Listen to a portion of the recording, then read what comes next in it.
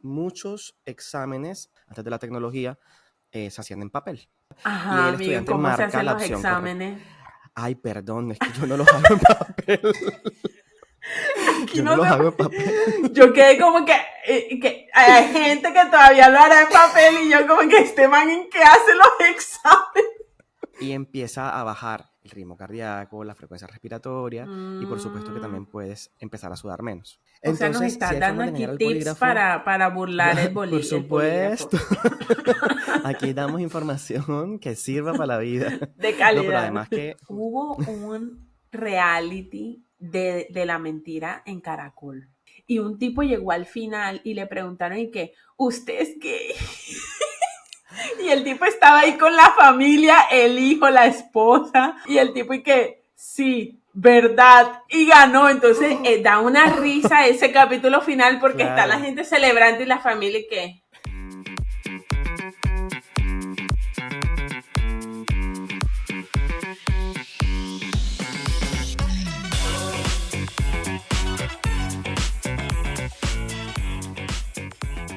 Hola, bienvenidos y bienvenidas a un episodio nuevo de Déjame Pensarlo Podcast. Yo soy Javier.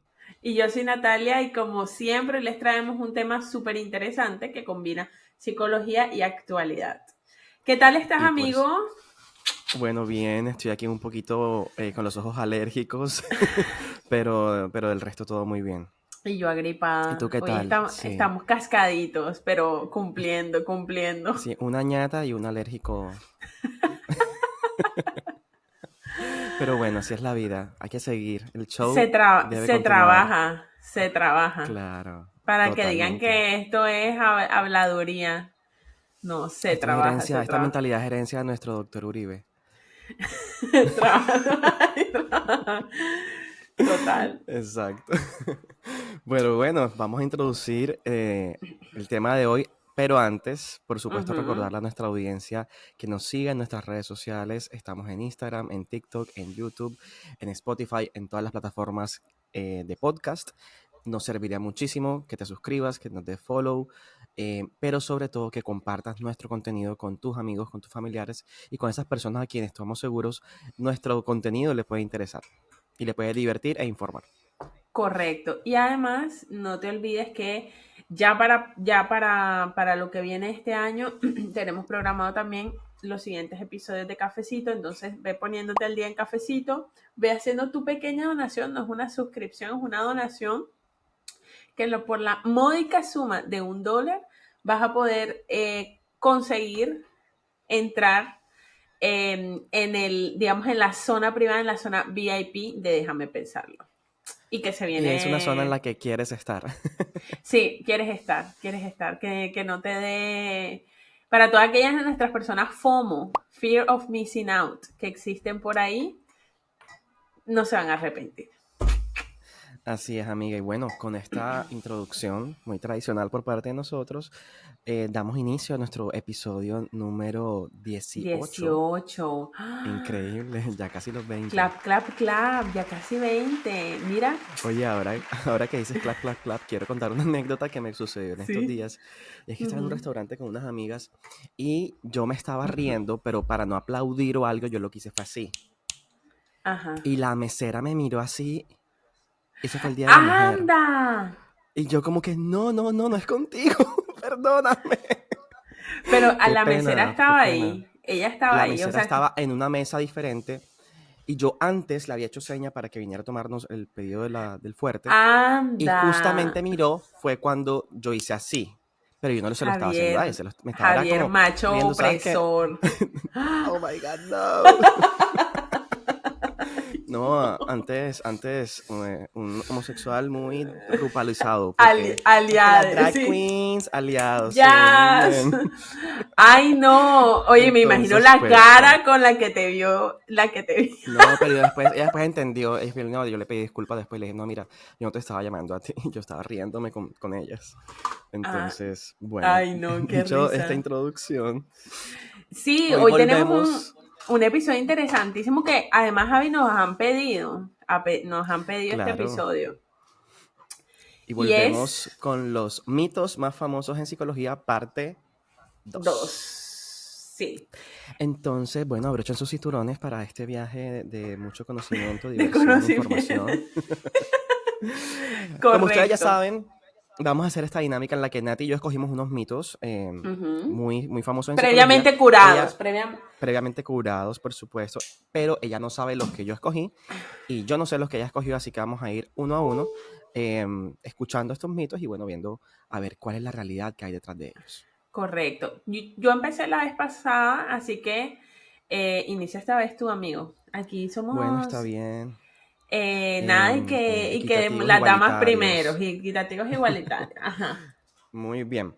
Entonces, yo quiero preguntarte antes algo. ¿Cuándo fue la Ujú. última vez que tú te sometiste a una prueba estandarizada o a un examen de tipo que tienes que escoger una opción entre No de varias? psicología, no de psicología, un examen. No, en general, en general. Uy, ahorita que hice la maestría, tenía años que no hacía un examen. Ush, Ok, ¿y cómo te sentías? ¿Cuáles eran tus horrible. sensaciones físicas?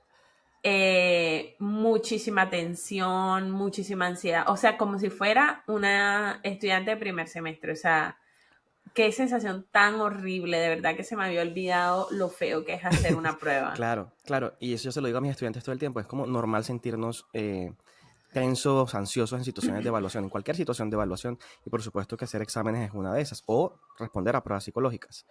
Ahora, cuando la profesora o el profesor hacía retroalimentación, ¿te pasó alguna vez que tú dijiste, pucha, yo tenía esta respuesta y la cambié y me equivoqué? Sí, sí, sí me pasó. Sí me pasó. Pues bueno, este mito se trata sobre eso, porque existe la creencia de que cuando uno está haciendo un examen, si no estás seguro de tus Mm. respuestas, es mejor guiarte intuitivamente por lo primero que respondas.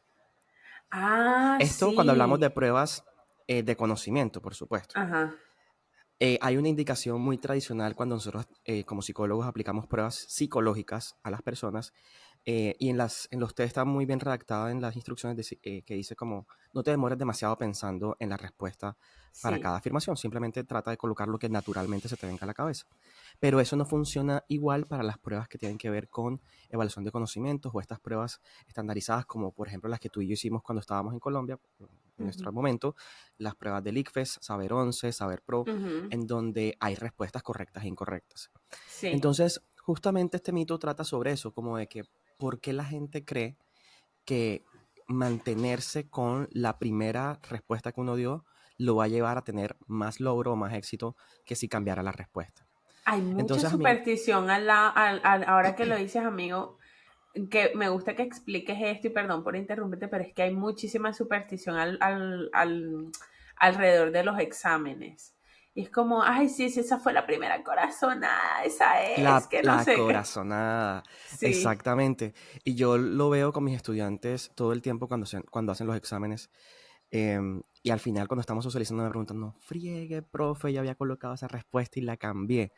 Pero bueno, Mm. ¿qué es lo que pasa para nosotros poder decir que esto no es cierto? Es decir, no es verdad que cuando estamos en un examen, la primera respuesta nos vaya a tender a llevar más éxito.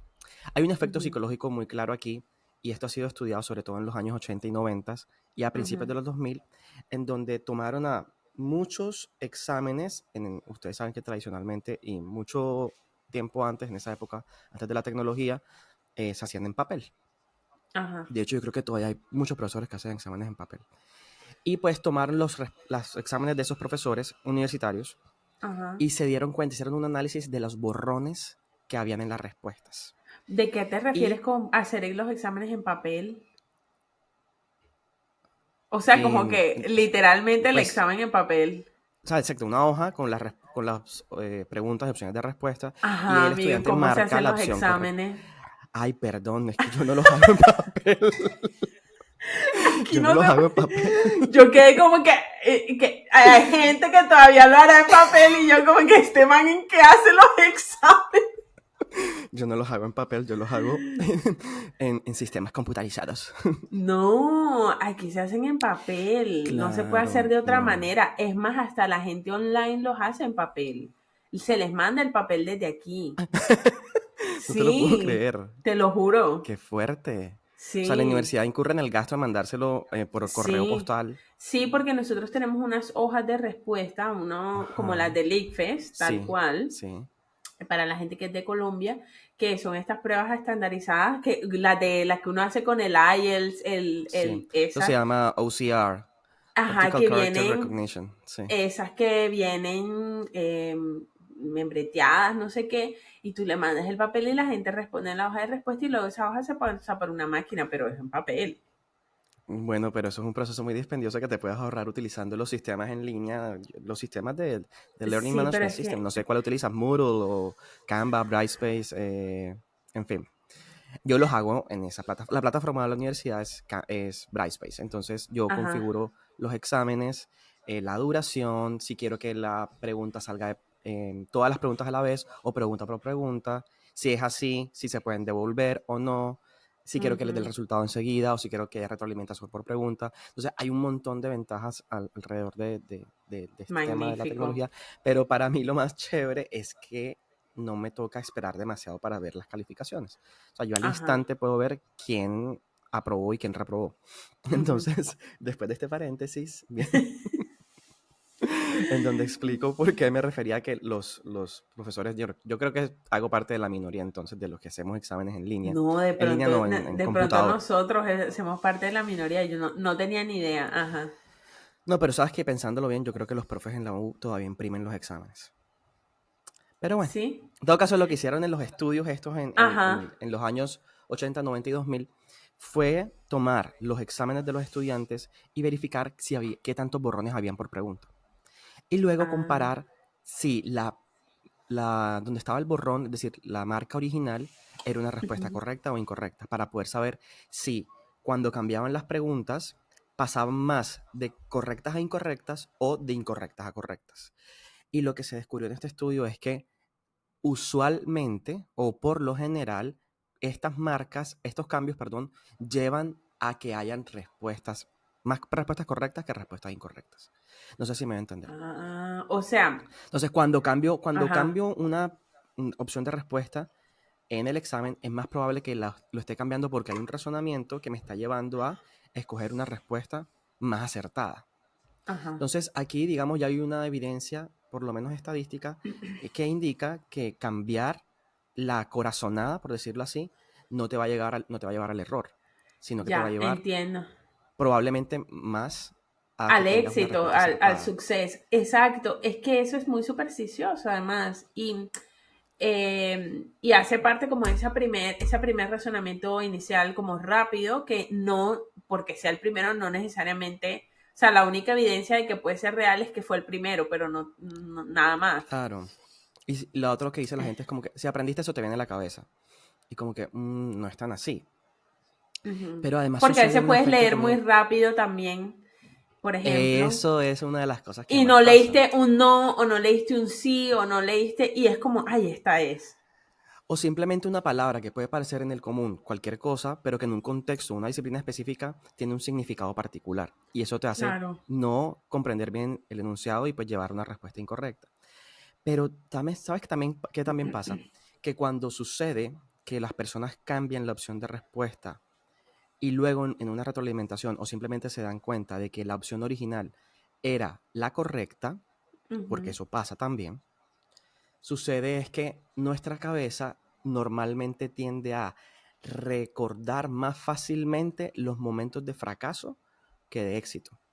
Mm, Entonces, claro, tú no vas a recordar o no te vas a fijar en las veces que cambiaste opción de respuesta y la respuesta fue correcta. correcta. Pero es más fácil Sí, que te no, fijes o que recuerdes en la que fue incorrecta y eso y genera ahí cierta se va frustración. sustentando, y ahí se va sustentando ese mito. Exactamente, entonces fue madre, no debí cambiarla, no debí cambiarla, y eso se va pasando de voz a voz hasta que se vuelve, digamos, ya algo como de conocimiento general. Oye, interesante. ¿Y sabes qué me Sí, gusta? Que yo, claro, estamos sacando los mitos de un libro que es, ¡ting! Le vamos a poner en la foto aquí, tanto los primeros, desde el primer episodio como de este. Y yo no sabía, o sea, los mitos tienen números y Javier solo me dijo, mira, yo voy a hablar del 28, 29 y tal, para saber que no eran los mismos números que yo elegí, pero yo no sabía exactamente cuál era el mito. Y me causa mucha curiosidad que el de él fue basado en las cosas que a él le gustan. Y yo decía, oye, mira qué interesante esto, pero no lo voy a leer ni lo voy a escoger porque no sé cómo explicarlo. Y yo cogí todos los mitos de clínica. Claro, claro, porque uno también como que se va a sentir más cómodo en explicar un mito de algo que hace parte como Del del ámbito de área, conocimiento. del área de Exacto. uno. Ese lo vi y dije, oye, qué interesante este, pero dije, no, porque no sé cómo explicarlo. Buenísimo, Sí. buenísimo, gracias Sí, sí. amigo. Otra cosa que le pasa mucho a los estudiantes y es Uh-huh. que tienden a completar, bueno, esto no tiene nada que ver con el mito, pero solamente como por información general, la gente tiende a completar en las pruebas estandarizadas, a completar el enunciado o asumir cosas que no están en el enunciado y eso los lleva a respuestas equivocadas. Ah, Entonces, bueno, aquí un tip para hacer pruebas estandarizadas es lee el enunciado y responde solamente con base en la información que está en el enunciado y no asumas nada más de lo que no está escrito. Que si no, oye, seguramente si buenísimo. asumes, puedes que te lleve al error. Buenísimo. Lo que iba a decir ahorita es que está bueno esta primera parte, este primer mito para mandárselo a mis estudiantes y que oigan, escuchen este episodio del minuto 0 al 15. Mientras, Total. antes de hacer el examen, creo que les serviría demasiado. Como te digo, me parece un mito súper interesante y uno tiene siempre muchas supersticiones al que la gente para hacerlo con el lápiz tal, que tengo que estar sentado en tal Ay, puesto, que tengo, sí. sí, muchas supersticiones al respecto. Bueno, Bueno, excelente. excelente, empezamos bien. Entonces, comenzando ahora por lo clínico, que fue lo que yo cogí, yo quería hablar de un mito y es, sobre todo para las personas que nunca han ido a psicoterapia o que hay mucho desconocimiento de cómo funciona la terapia y lo entiendo totalmente porque eso no todo el mundo lo tiene que saber. Y es que todas las psicoterapias obligan a la gente a buscar las causas fundamentales en los problemas de la infancia.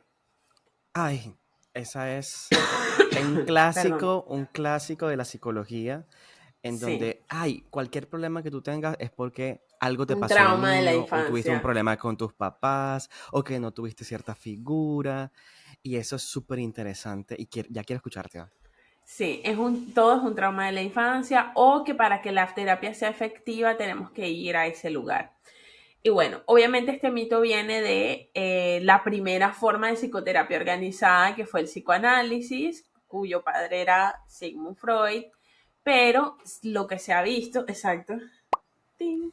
Pero lo que se ha visto es que, amigos, realmente tú no necesitas, ojo, no necesariamente tenemos que ir al pasado para entender o para trabajar alguna situación que el paciente esté presentando en consulta. Entonces, esto para todas las personas que nunca han ido a psicoterapia o que se están preguntando, bueno, ¿qué es lo que pasa en psicoterapia? ¿Qué es lo que se hace en psicoterapia?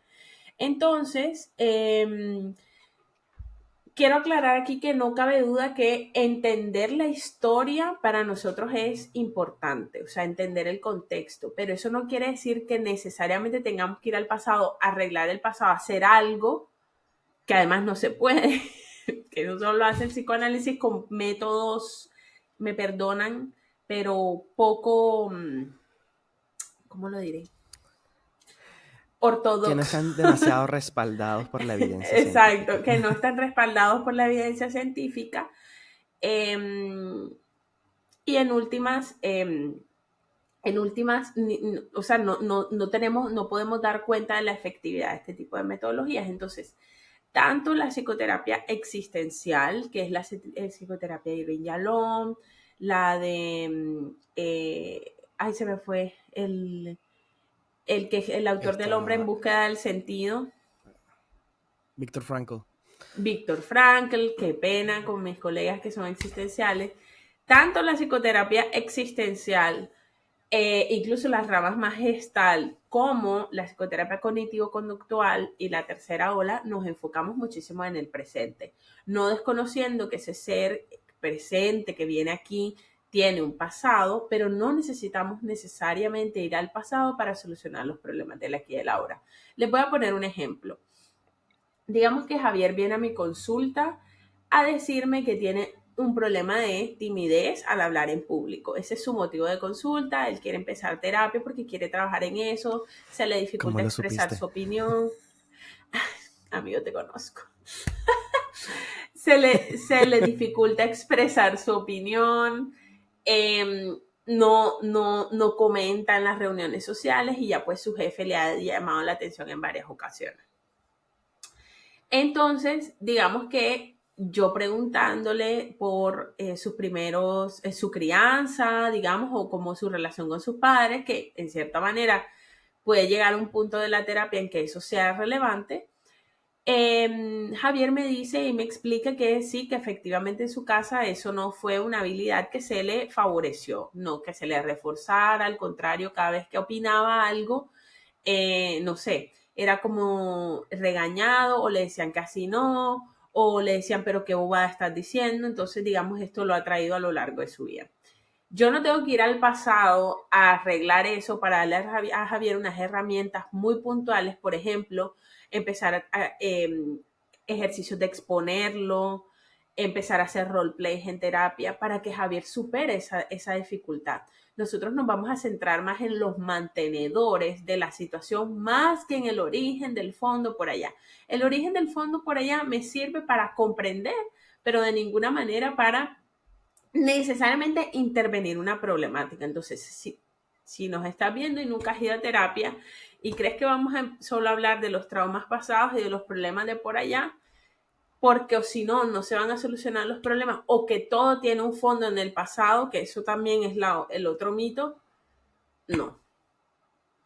A menos de ¿Sabes que que a mí vayas me a un pasó? psicoanalista. Eso sí, si vas a un A mí me psicoanalista, pasó sí. justamente Uh-huh, que en las veces que estaba en terapia, nunca he sido con un psicoanalista, ni de uh-huh. la corriente psicodinámica en general, sino he estado con cognitivo-conductual y con existenciales y con sistémicos. Ok. Y la primera vez yo dije, ¿por qué estas personas no me preguntan sobre mí y sobre mi pasado y sobre mi infancia? O sea, yo Ajá. necesito que ellos comprendan de dónde vengo y de dónde vienen mis cosas actuales. Pero justamente eso se basa en esa creencia popular. Eso fue antes de, la primera vez que yo fui a psicoterapia fue antes de empezar a estudiar psicología. Uh-huh. Entonces son cosas que están muy arraigadas en el sentido común de las personas, en la cultura popular, y qué chévere que podamos compartir que no todas los enfoques terapéuticos son iguales ni se Uh-huh. fundamentan bajo los mismos paradigmas. Y ahorita que decías lo del tema del psicoanálisis, yo, por ejemplo, en clase trato de cuidarme mucho de no poner ejemplos que vayan en detrimento de una cierta corriente de la psicología, porque si bien es cierto que hay unos enfoques psicoterapéuticos que tienen más evidencias científicas que otros, al Uh-huh. final hay un paradigma y es el positivismo científico. Bien, de pronto las corrientes psicodinámicas no encajan demasiado allí. Y me puse a pensar y quiero preguntarte, así como abuelo pájaro, para no profundizar Ajá. demasiado. La frase esta, vamos a evaluar la frase, la mejor terapia es la que a ti te sirve. Que me parece como interesante, pero a la vez problemática. Ajá. Sí, pero es que Entonces, imagínate que cabe ahí dentro de terapia si la persona dice, ay, no, pero sí, para a mí me ha servido la programación neurolingüística y es como que, ¿sabes? Entonces también es como que qué definamos por terapia. Yo sí soy un poquito más dura porque yo doy clínica con los enfoques. Y yo sí les digo, mire, esto no tiene evidencia. O sea, si te quieres hacer una maestría en esto, good luck, pero esto no tiene evidencia. Y, y creo que también algo importante es que, bueno, también la gente mira a los cognitivo-conductuales como si fueran, o sea, como que creen que uno se las tira, pero no, sino que, bueno, ¿qué hacemos si it is what it is? O sea, no es que uno se las tire y yo no tenga críticas sobre los cognitivo-conductual, obviamente las tengo y porque lo conozco, tengo críticas al respecto y sé que tiene sus limitaciones, pero y no lo voy a vender como la solución a todos los problemas porque sí hay personas que le gustan otro tipo de enfoques y eso está muy bien, pero venir a hacer vainas que ni siquiera tienen sustento, no. Y algo que, amigo, en tu intervención se me vino a la mente es como que, bueno, Natalia, pero ¿y si el motivo de consulta es un trauma que sucedió en la infancia? Una agresión sexual, por ejemplo, o una situación que se estableció en la infancia. Nosotros, de todas maneras, no vamos a ir al pasado a arreglar el pasado. Vamos a trabajar desde cómo esa situación del pasado te está afectando en el aquí, en el presente. ¿Cuáles son los mantenedores? Porque esa situación pasada sigue estando aquí presente. Entonces, siempre es desde un enfoque más desde el presente, y la única corriente que trabaja para solucionar el pasado es el psicoanálisis. No lo sistémico, no lo cognitivo-conductual, no lo existencial, ni tampoco la tercera generación. Bueno, me parece que este tema lo deberíamos tocar más en este podcast sobre enfoques en psicoterapia. Sí, Y sí, podemos sí, anotarlo sí. ahí como para nuestros temas pendientes Tenemos del uno, futuro. tenemos De uno que se repente llama psicología y pseudociencias. Lo podemos meter ahí. podremos tratar ahí, sí. Porque hay gente que no conoce que existen estos diferentes enfoques con diferentes estrategias y herramientas para abordar las Ujú. problemáticas que tenemos o simplemente como por autoconocimiento. Y sería chévere como también que nuestro podcast sirva como vehículo para que las personas conozcan un poquito más de terapia Sí, y que tengan también la oportunidad de escoger, hey, yo quiero ir a un tal. sí. Y nosotros casi nunca lo decimos, ¿sabes? O sea, a mí yo lo empecé como a implementar últimamente, a decir, mira, yo trabajo del enfoque cognitivo-conductual y es esto. O sea, me inventé como una pequeña frase para ayudar a la persona a entenderlo de forma, digamos, sencilla y que no diga como que esta vieja de qué me está hablando. Y Claro, hay personas que vienen específicamente con una solicitud particular. Mira, hola Natalia, me recomendaron, tú trabajas del enfoque bla, bla, bla. O sea, ya la persona viene con una solicitud particular porque lo escuchó, porque le dijeron, sí. pero la mayoría de personas no tienen idea de A que, nosotros nos pasa exactamente lo mismo en la Fundación Psicólogos Unidos, porque son muy poquitas las personas que piden consulta de psicoterapia y dicen quiero un psicoterapeuta o una psicoterapeuta de este enfoque específico. Sí hay ujú, quienes lo piden, normalmente son estudiantes de psicología o psicólogos recién egresados, o rara sí. vez alguien que no tiene nada que ver con la psicología, pero que conoce a alguien que sí y le recomendó, como tú dices, X o Y enfoque. Ujú. Entonces Yo sí, es un tengo mundo muy una interesante. anécdota de esto, de una solicitud Go una ahead. vez que me hicieron, pero la voy a dejar para cafecito, porque es heavy.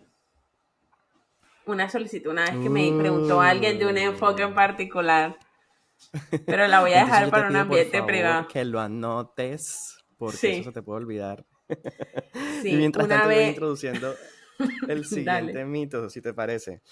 dale, Y es que perfecto. también es una de las cosas que más creemos que es verdad en psicología y en psicología criminal, psicología jurídica, forense, todo esto. Y es, ¿será que el uso del polígrafo verdaderamente detecta las mentiras? Y Oye, ya con esta buenísimo. introducción, sabiendo que esto es un mito, pues podemos anticiparnos a decir que no.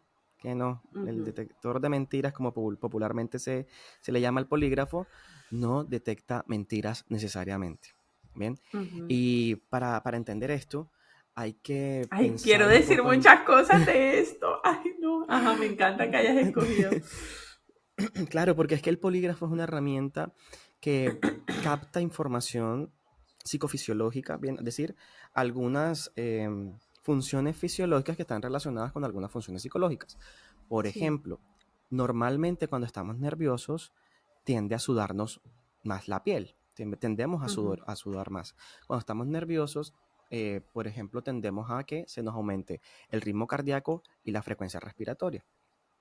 ujú. Entonces, esos son como los tres elementos básicos de un polígrafo.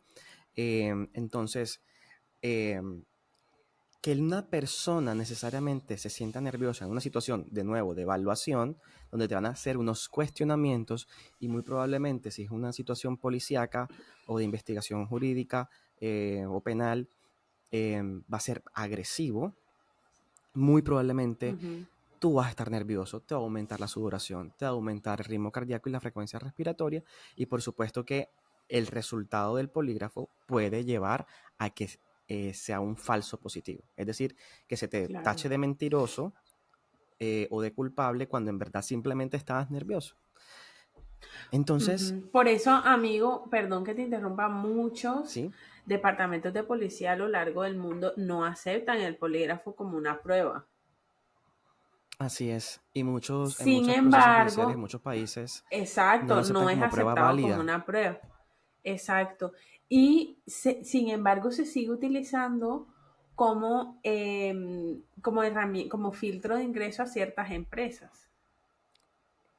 Sí, como filtro de ingreso, o por ejemplo, cuando en una Sí. organización, en una empresa, sucede, por ejemplo, un robo a la caja menor, por decir algo, a las personas Ajá. las someten en el polígrafo. Y lo que la Qué evidencia ha fuerte. demostrado es que de los casos de éxito, o sea, aproximadamente se tienen como el 40% entre comillas, detecta como quién, o sea, la fiabilidad es como el 40%, O según sea, unos es estudios muy hechos bajita. en el año, a principios de los 2000. Exacto, entonces, lo que sí, otro de los efectos que tiende a suceder cuando se usa el polígrafo es que quien investiga o quien hace uso del polígrafo previamente está sesgado con una Ajá. información de sospecha del examinado. Entonces, al final hay un sesgo de confirmación, ¿bien? Porque es normal que las personas, Ujú. de nuevo, sientan estas características fisiológicas eh, y logren tener un falso positivo, aunque en verdad no hayan sido que hayan robado, que hayan cometido un delito o de lo que sea que se les está acusando. Y con respecto a eso, quiero contar algo, y es que estuve leyendo para este mito que en un canal en Estados Unidos, CBS, hizo una investigación con respecto al uso del polígrafo. Contrató Ujú. a 3 compañías de investigación para que por medio del Ujú. uso del polígrafo detectaran quién se robó algo en una empresa. Ujú. Resulta que la compañía CBS les dijo, ven acá, sospechamos de estas personas. Y las 3 compañías lograron acertar en quién era el culpable en la misma persona. Pero, Ujú. plot twist, no había culpables. No había sucedido ningún robo. Ah, Entonces, justamente esto para confirmar el claro. sesgo que existe por parte de las personas a quien ya Que como hacen les creamos una narrativa. la lectura, claro. Exactamente, y por supuesto que ya van a ir con una intención de buscar lo que no, tal vez no exista o lo que no es tan Oye, evidente. oye, Javi, ¿tú no te acuerdas que en Colombia, esto es para la gente treintona, hubo un reality de la mentira en Caracol con un Mierda, no. polígrafo? Sí, lo conducía Jorge Alfredo Vargas. Voy a poner aquí la imagen. Javier era un dramón porque me acuerdo que el último capítulo era de un señor, o sea, a medida que tú ibas diciendo la verdad, tú ibas pasando que te ganabas cierta plata, luego más, así. Y nunca nadie llegaba a la verdad, a la última, porque, o sea, te descubrían cosas de tu vida. Es que alguna vez has robado algo de tu trabajo, entonces ya yo también decía, hey, cuando tú llegas a una pregunta así tan elevada, si tú dices no y el polígrafo dice mentira, o sea, ya igual se sabe la verdad en televisión nacional, ¿sabes? Entonces, me acuerdo que eso lo suspendieron porque en esa época, bueno, bueno, era peor las cosas. Y un tipo llegó al final y le preguntaron, ¿y qué? ¿Usted es gay? Y el tipo estaba ahí con la familia, el hijo, la esposa. Y el tipo, y que, sí, verdad. Y ganó. Entonces, da una risa ese capítulo final porque está la Claro. gente celebrando y la familia, y que. No, pero Ese, claro, yo creo ese que el tipo lo hizo por reality fue. estrategia. No, ese tipo Porque ya, o sea, fue suicida, fue suicida. sí, totalmente. Y ya me imagino que habrá tenido que explicarle a la familia. Ajá. Obviamente no sabemos si era verdad o no. De verdad, verdad, claro. Porque es que justamente eso me da pie para decir lo siguiente. Hay formas de engañar a los polígrafos. O sea, sí se puede engañar a los polígrafos. Ah, Y se puede entrenar para engañar a polígrafos. Justamente, una de las estrategias que estuve leyendo es que, por ejemplo, escoges un dígito de 4 cifras y empiezas ujú. a restarle de 17 en 17.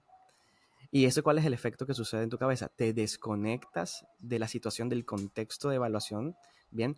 Tiende a calmarte porque es un Ah, ejercicio que requiere de mucho esfuerzo cognitivo y empieza a bajar el ritmo cardíaco, la frecuencia respiratoria y por supuesto que mm. también puedes empezar a sudar menos.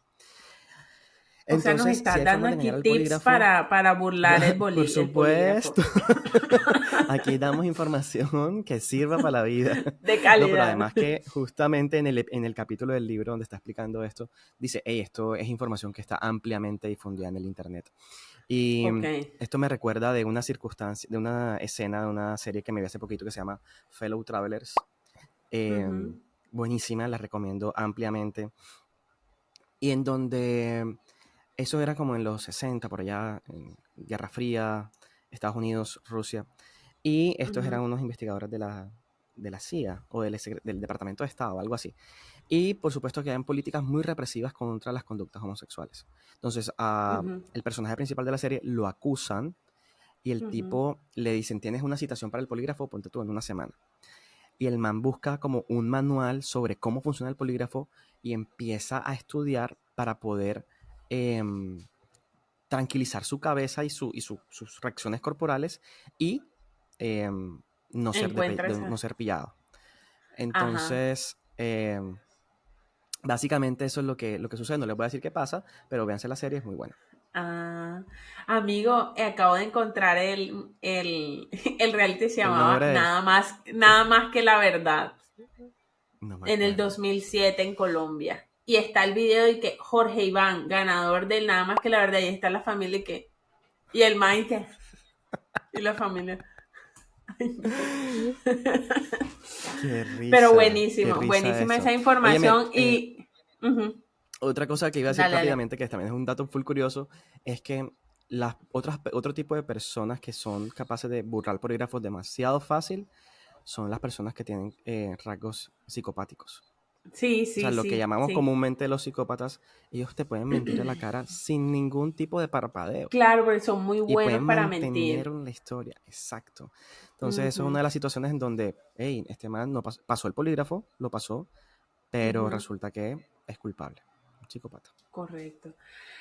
Bueno, aquí hay de todo, de todas las áreas. Y, amigo, quiero cerrar con el mito que me tocó a mí.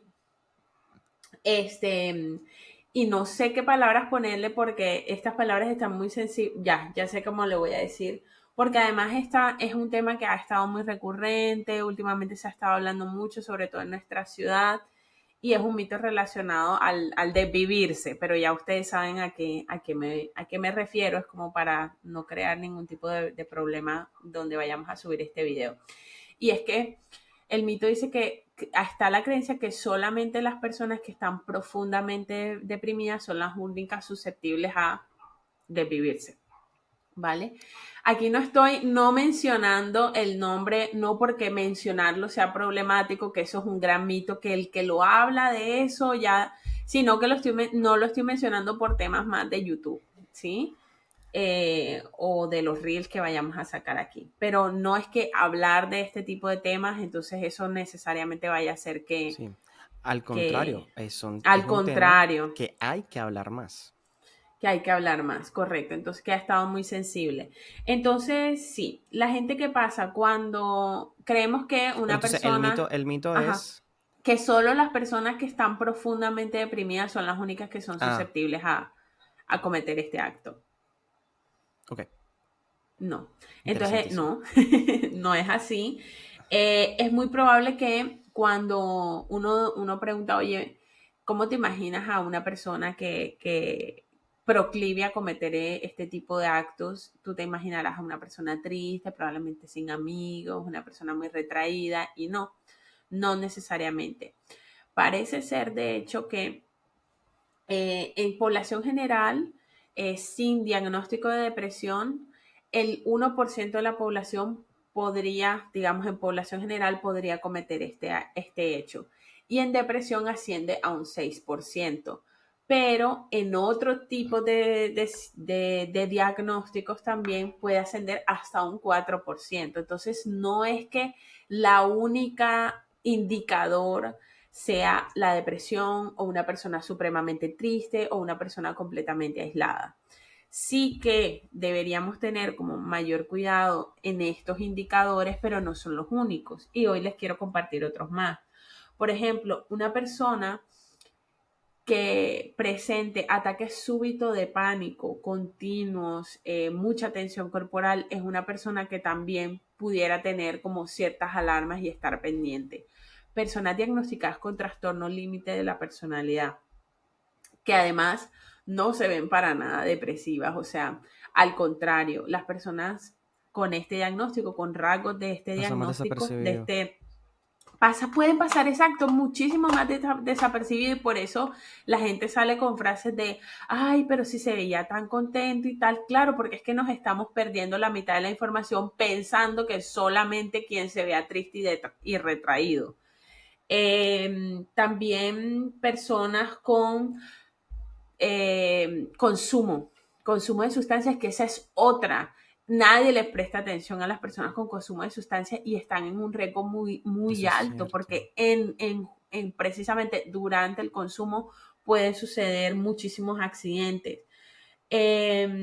Personas también con altos niveles de fobia social, puede ser otro tipo de diagnóstico, entre otros. Entonces, el tema de vivirse no es solamente algo que le atañe a quien está triste, sino quien, por ejemplo, vive una situación que lo ve como única forma de escape. Escape. Porque hay investigaciones que hablan de que cuando se le ha preguntado a personas que han cometido estos intentos, se les ha preguntado, pero es que, ¿es ganas de dejar de vivir o ganas de dejar de sentir?